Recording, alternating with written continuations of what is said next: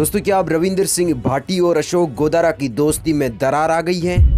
विधानसभा चुनावों के अंदर अर्जुन और करण की जोड़ी, साथ ही अगर यूं कहे कि कृष्ण और सुदामा की जोड़ी के नाम से मशहूर हुई रविंदर सिंह भाटी और अशोक गोदारा की दोस्ती बड़ा राजस्थान के अंदर कौन नहीं जानता है।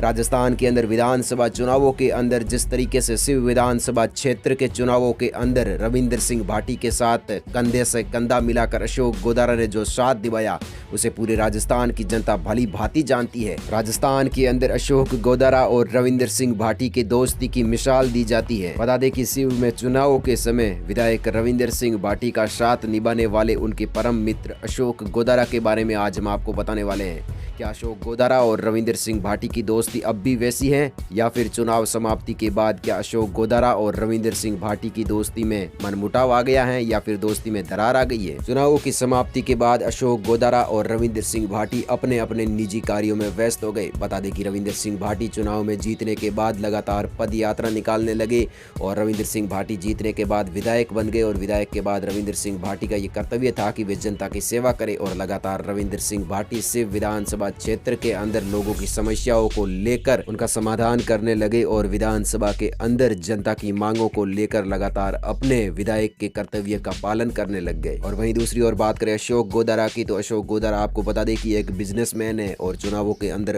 रविंदर सिंह भाटी के साथ अशोक गोदारा ने खूब साथ दिया और चुनाव समाप्ति के बाद रविंदर सिंह भाटी की जीत हुई और उसके बाद अशोक गोदारा भी अपनी निजी लाइफ में और अपने बिजनेस को लेकर थोड़े व्यस्त हो गए। ऐसे में जो है रविंदर सिंह भाटी और अशोक गोदारा चुनाव समाप्ति के बाद साथ में बहुत कम नजर आने लगे, क्योंकि दोनों ही अपने अपने कामों को लेकर थोड़े व्यस्त हो गए। क्योंकि रविंदर सिंह भाटी विधायक बनने के बाद अपने कर्तव्यों का पालन करने लग गए और वहीं अशोक गोदारा अपने बिजनेस को लेकर अपने कार्यों में व्यस्त हो गए। ऐसे में लोगों ने ये कयास लगाने शुरू कर दिए कि अब रविंदर सिंह भाटी और अशोक गोदारा की दोस्ती पहले जैसी है या फिर कोई फर्क है। दोस्तों, इसी को लेकर रविंदर सिंह भाटी के दोस्त अशोक गोदारा का हाल ही में एक इंटरव्यू लिया गया। इंटरव्यू के दौरान रविंदर सिंह भाटी के दोस्त अशोक गोदारा से यही सवाल पूछे गए कि उनकी और रविंदर सिंह भाटी की दोस्ती आज भी वैसी है या फिर उनकी और रविंदर सिंह भाटी की दोस्ती में कोई फर्क आया है या फिर कोई दरार आई है। अब दोस्तों, अशोक गोदारा ने जो जवाब दिया उसे सुनकर वास्तविक में आप भी हैरान हो जाएंगे। अशोक गोदारा ने जवाब देते हुए कहा कि लोगों का काम है कयास लगाना। मैं तो कहता हूं कि कयास लगाने भी चाहिए, लेकिन हमारे ऐसी कोई बात नहीं है। रविंदर सिंह भाटी और मेरी दोस्ती आज भी वैसी ही है। उन्होंने रविंदर सिंह भाटी के बारे में ये भी कहा कि मेरा भाई मेरा अभिमान है और उन्होंने ये भी कहा कि मेरे भाई से मेरी दिन में 5 बार बात होती है।